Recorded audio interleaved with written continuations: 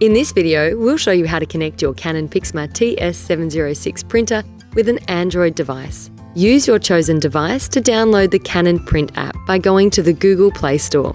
Use the search function and type in Canon Print. The app looks like this. Install the app onto your device. While it's downloading, go to your new printer.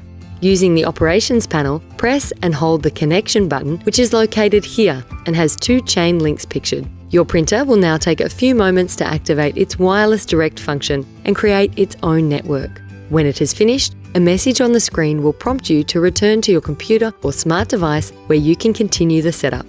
Open the Canon app that you have just downloaded and launch it.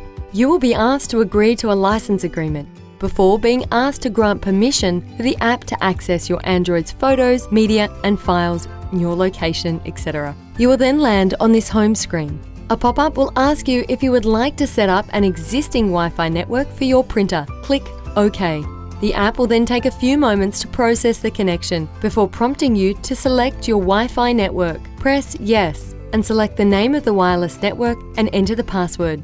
Tap OK. The network settings will now be sent to the printer. Congratulations, you are now connected and ready to print or scan. If you would like to connect additional Android devices, up to 5 in total, simply repeat these steps with each device.